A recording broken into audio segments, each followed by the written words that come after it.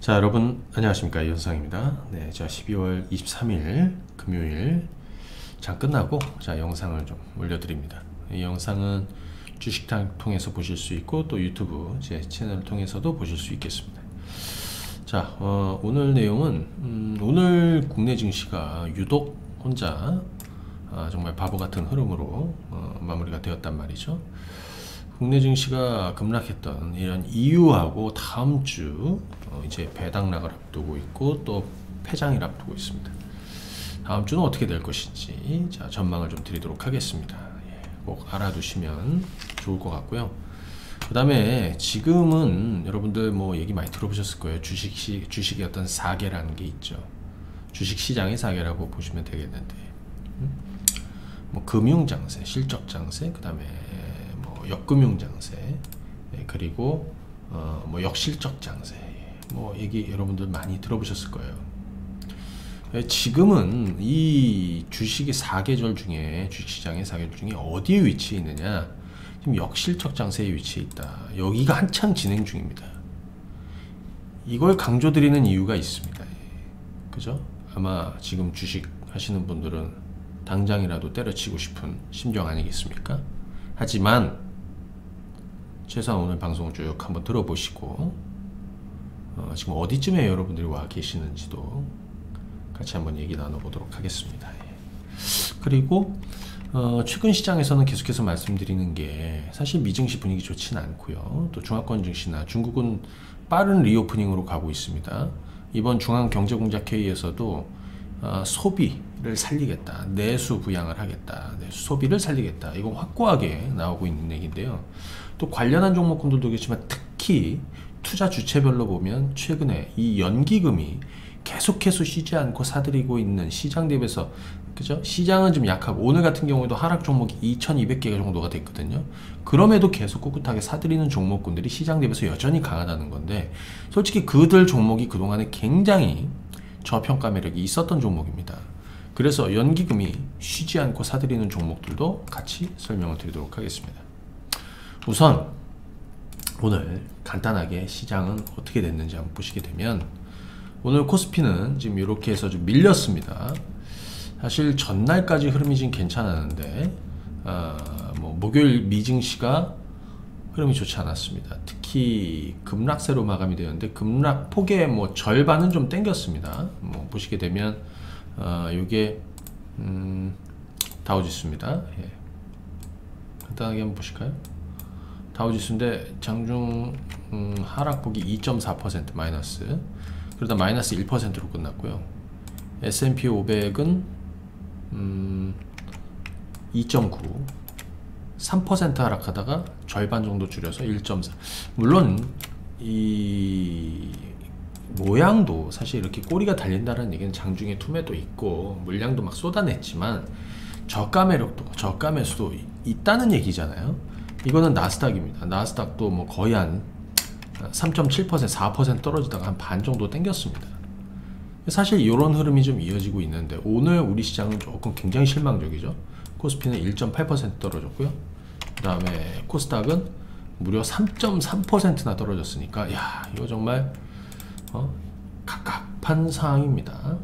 오늘 투자 주체별로 보시게 되면 개인들은 1800억 순매도에 있고요. 외국인들은 매도가 그렇게 많지는 않았다. 금융투자는 배당 물량이라고 봐야겠죠. 예, 아마 배당 기준일까지는 계속 매수가 들어오겠죠. 금융투자 특히. 예. 참고로 올해 배당 기준일은 27일입니다. 배당락은 다음날 28일입니다. 자, 요거 참고하시면 되겠고요. 자, 오늘 국내 증시는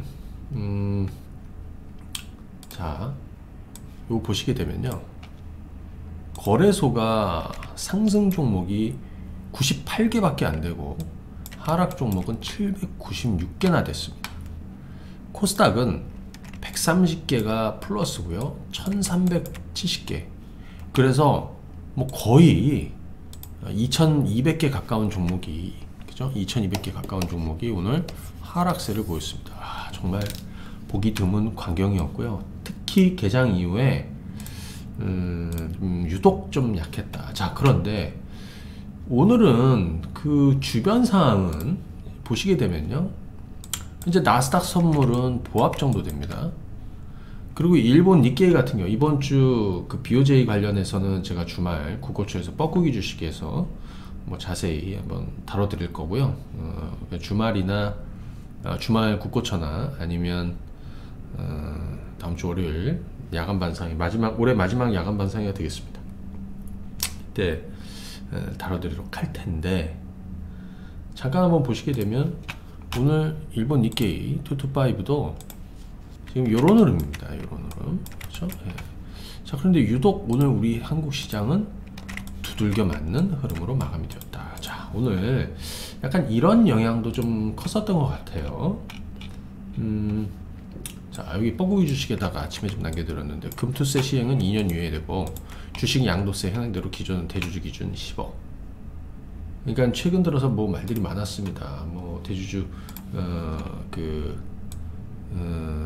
기준을, 그죠? 뭐 10억에서 20억, 뭐 50억, 뭐 많게는 뭐 이렇게 해갖고 얘기들은 많았지만, 결국에는, 그죠? 기존이랑 똑같이 10억, 그죠? 10억 이상의 대주주만 주식 양도세, 개인 대주주 요거는 기존 10억으로 정해졌습니다. 그러다 보니까 아무래도 어떤 현상이 좀 있었느냐, 그죠? 어떤 현상이 좀 있었느냐, 그동안에 기대감을 가지고 있었던 사람들이 있었다는 거잖아요. 뭐냐, 이겁니다. 뭐 대략 뭐 20억, 뭐 20억에서 뭐 많게는 50억까지도 늘릴 수 있다라는 기대감이 있었는데, 이렇게 정해버리니까 뭐 실망한 것이고요. 그 다음에 못 줄인 물량도 좀 있을 것이고요. 그죠? 그리고 이 회피 물량이죠. 대주주 양도세 회피 물량은 27일까지 매도를 해야 됩니다. 그 28일날 매수 들어온 거는 올해로 안 잡히는 것이죠. 그러니까 연말이면 항상 치르는, 그러니까 뭐 겨울 되면 꼭 감기 한 번씩 걸리듯이 연말에 늘 겪는 거긴 한데, 아무튼 이번에는 이 혼선이 좀 있었다는 거잖아요. 그죠? 이 혼선이 있었다는 겁니다. 그죠? 그러니까 못 줄인 사람들이 줄이는 거고, 또 미증시도 급락하니까 아였다 모르겠다 매도하는 사람들도 있을 것이고, 그죠? 이런 흐름입니다. 자, 이거에 대한 전망은 27일까지는 물량이 나올 가능성이 높고요. 자, 여기도 잘 들으셔야 될 것 같아요. 그 다음에 이건 빠진 물량은 다시 들어오게 되어 있다라고 생각이 듭니다. 주식 하겠다고 이제 붙어있던 자금이기 때문에 들어올 가능성이 높고요. 보통 이제 신규 자금은 연초에 좀 들어오는데, 보통 1월 효과는 전통적으로 12달 중에서 가장 자금 유입이 컸던 달이 1월입니다. 그러니까 이 물량, 회피 물량 빠지고 나서 들어오는 것인데, 또 하나가 뭐냐면 배당 기준으로는 또 27일이거든요. 개인적으로는 좀 전망해보면 27일까지 시장이 조금 부진할 가능성이 있고, 그리고 이번 배당락은 크게 영향이 크지 않을 것 같다는 생각이 들어요. 28일인데 배당락은 크지 않을 것이다. 오히려 배당락 이후에 증시 반전이 연초까지 한번 기대할 수 있는 것도 좀 있지 않을까. 자, 이건 이렇게 한번 정리를 하면 되겠습니다. 자, 그러면 요거 한번 말씀을 드려보도록 할게요. 오늘 사실 시장의 급락 이유는 이건 것 같았고요. 다음 주 시장에 대해서도 다음 주 월요일은요, 미증시, 미국, 그 다음에 유럽, 뭐 홍콩 시장도 휴장입니다. 휴장입니다. 예, 참고하시면 되겠고, 앞서 말씀드린 대로 27일까지 대주주 회피 물량이 좀 나올 것이고, 또 이건 배당 기준일이랑도 맞물리는데, 아마 이때까지 시장이 조금 부진한 흐름으로 갈 수도 있고요. 또 하나는 올해 배당락 영향이 크지 않을 것이다. 배당락이 크지 않을 것이다. 오히려 배당락 이후에 기대감이 좀 부각이 될 것이다. 이렇게 생각이 듭니다. 그렇죠? 그리고 또 하나는 1월달 들어서 우리가 뭐 사실 지금은 뭐 말씀드린 대로 이제는 경제 지표하고 특히 이제 기업 실적 이쪽으로 포커스가 좀 맞춰져 있는, 그죠? 요런 시장이 될 텐데요. 1월이 되면 중요한 것 중에 하나가 CPI죠. 이번 주말 PC도 CPC 발표가 있지만 CPI입니다. 그래서 개인적으로 여러분들한테 아마 궁금해 하실 것 같아요. 그동안에 제가 계속해서 점검도 해드리고 했었는데 그 전망을 먼저 좀 드리고 현재 역실적 장세 얘기를 좀 쭉쭉 드려보시고 앞으로 지금 우리가 어떤 위치에 있는지 앞으로 어떤 흐름이 만들어질 것인지 그 다음에 또 연기금은 또 어떤 종목군들을 좀 계속해서 매집하고 있는지 이런 것도 한번 보실 텐데 우선 요거 하나만 좀 말씀을 드리죠. 이거는 오늘 뭐 방송에서 할 얘기는 아니었는데 보여드리진 않았습니다. 그죠? 잘 보시게 되면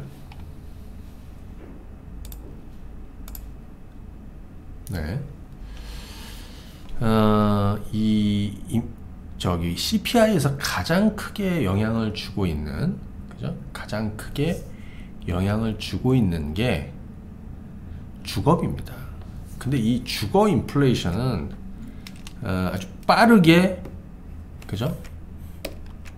하락할 거라는 거예요. 그죠?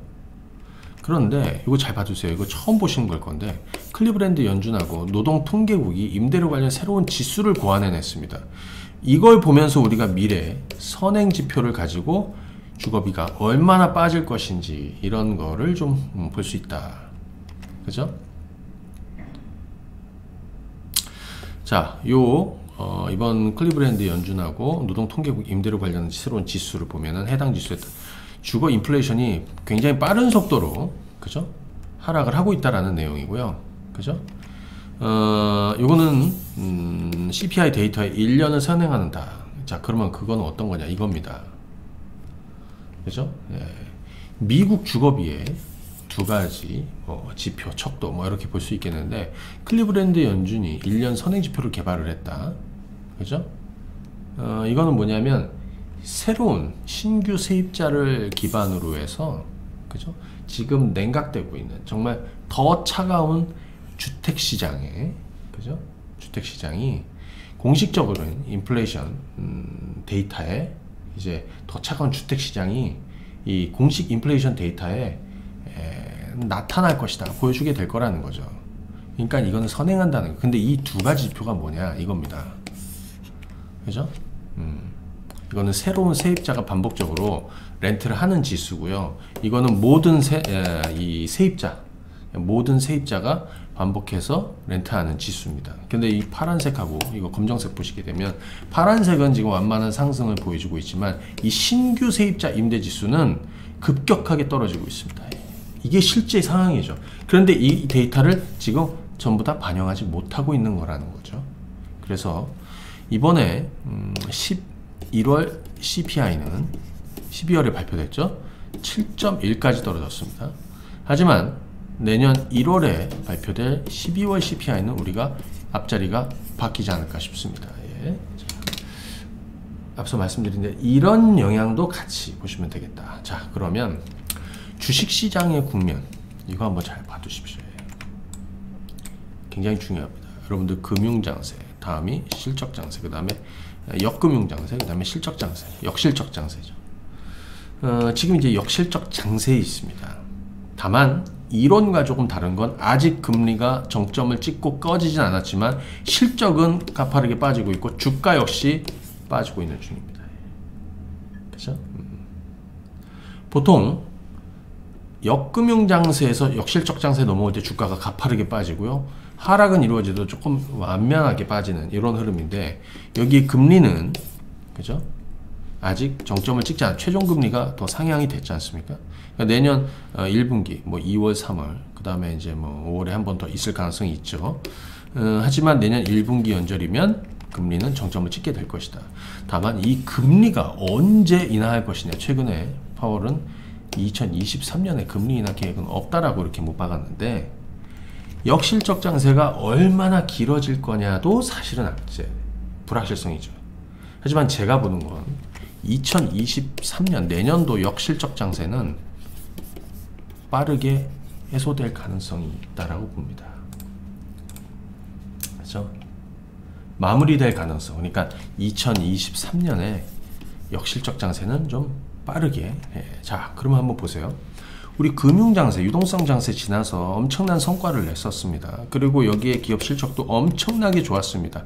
주가도 이런 식으로 올랐습니다. 여기가 바로 이제 경기 상승. 그러다가 이제 과열로 가는 것이죠. 자, 역금융장세의 시작은 금융 긴축이 시작이 되면서부터입니다. 그죠? 역금융장세. 지금은 역실적 장세에 와 있습니다. 기업 실적이 악화되고, 재고조정, 반도체 재고조정, 뭐 여러분들 감산하고, 이거 얘기 많이 들으시잖아요. 우리 지금 많이 듣고 있지 않습니까? 지금은 여기 경기 하강기, 바로 여기에 있는 거예요. 그런데 여기에 금융 긴축이 해제되는 시점, 이게 금융 긴축이 끝나는 시점이 되는 것이죠. 그 다음부터는 이제 금융장세가 시작이 됩니다. 실적은 회복을 하고 그 전에 주가는 이미 오르게 된다. 먼저 오르게 된다. 그래서 지금은 여기에 와 있습니다. 지금은 여기에 와 있습니다. 자, 그러면 이거 잘 보시게 되면 보통 지금 이제 여기란 말이에요. 그죠? 주가는 빠지고 있습니다.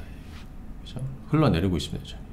다만 이론과 조금 다른 건 금리는 아직 인하 시그널이 나오지는 않았습니다. 그죠? 실적은 죽고 있습니다. 그죠? 네. 다만 여기 잘 보시게 되면 역실적 장세에 맞빠지는 이 금리 인하와 경기 부양책이 같이 나오게 되는데 아직 여기까지 가지 않은 거죠. 그죠? 하지만 가파르게 와 있습니다.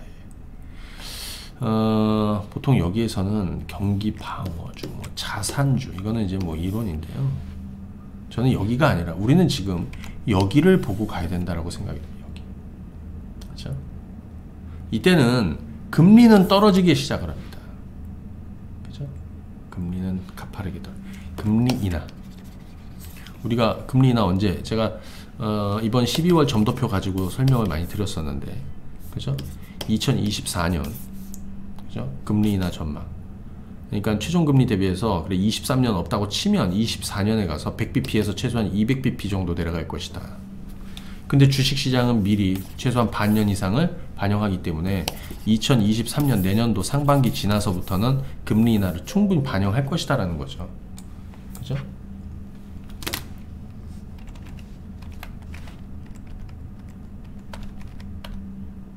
뭔 얘기인지 아시죠?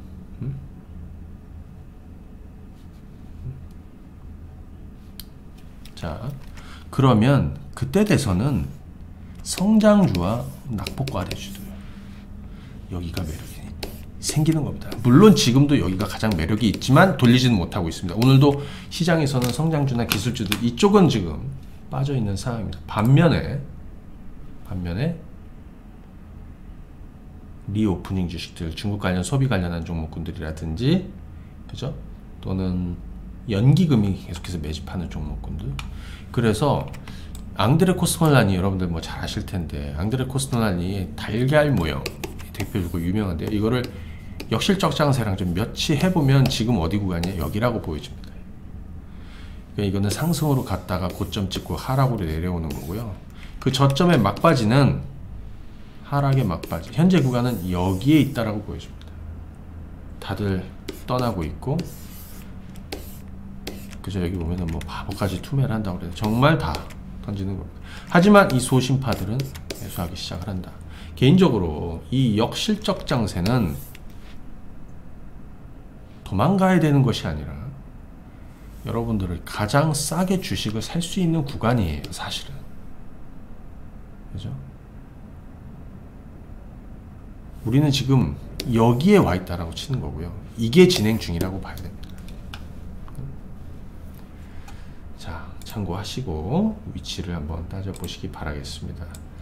대부분의 이런 비관적인 뭐 비관론들이 우세하다 보니 또 시장 분위기도 그렇고, 오늘 같은 경우에는 뭐 사실 뭐 한국 시장 같은 경우는 뭐 좀 더 뭐 앞서 뭐 대주주 양도세 문제라든지 뭐 이런 악재들에 조금 더 예민하게 좀 물량이 좀 나오고 했었는데, 그렇죠? 기본적으로 지금 구간은 여기에 있다라는 거를 좀 봐두시면 좋을 것 같고, 이거는 어느 우리 회원님이 얘기해 주신 내용이 하나 있어요. 아니 돈을 벌려면 남들과 달라야 된다. 그리고 탁월한 성취, 성과 뒤에는 언제나 끈덕지게 버티는 힘이 숨어 있다.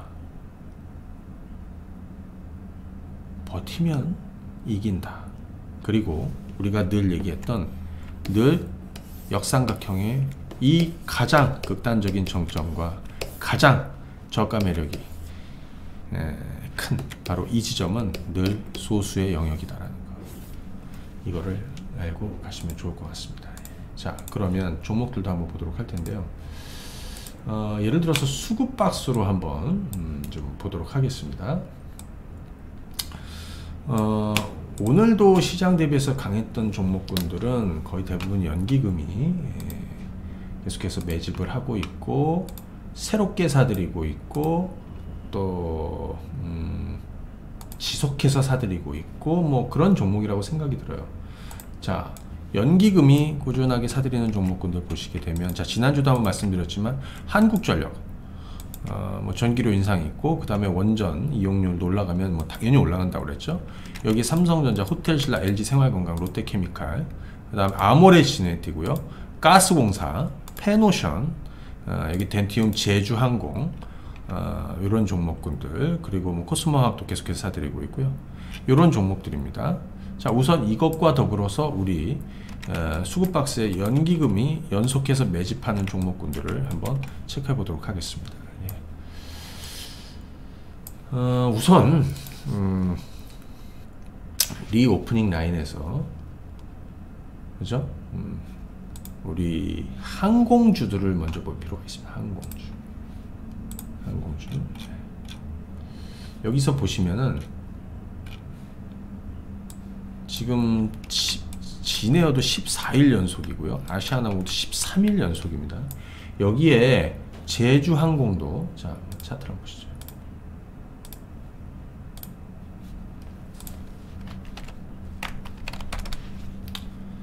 자, 오늘도 제주항공은 자 이렇습니다. 이건 제주항공입니다. 최근 수급 보이시죠? 사실은 시장에서 이런 수급을 가진 종목군들만 지금 견조합니다. 제주항공은 제가 뭐라 그랬죠? 유상증자 받으셔야 된다라고 일찌감치 얘기하도록 그런 전략을 우리 계속 가져가고 있고, 지금 매도 없이 계속 가고 있습니다. 지난 여기 9,000원 아래, 이날 완전히 진짜 저가에 살 수 있는 기회라고 말씀을 드렸고, 그죠? 지금 가고 있습니다. 중국도 특히 내년 본격적인 리오프닝 항공편 수요가 어마어마하게 늘어날 것이고, 최근에 여기저기 다 문을 열고 있습니다. 항공 수요, 특히 LCC는 4분기 흑자 전환 기대감이 큽니다. 진에어는 특히 그렇고요. 제주항공도 마찬가지입니다. 결국에는 23년 내년 좋을 텐데 환율이 크게 빠지는 거, 원화가 강세로 가고 있는 거 좋습니다. 어느덧 14,000원에 와 있습니다. 이게 9,000원이었거든요. 그런데 좀 전에 보여드린 대로 수급은 계속 살아가고 있습니다. 진에어도 마찬가지입니다. 오늘도 한 4만 주 순매수가 있었습니다. 연기금은 쉬지 않고 사들어가고 연속으로 따져보면 벌써 14거래일이나 연속해서 사고 있습니다. 자, 지난번에 여기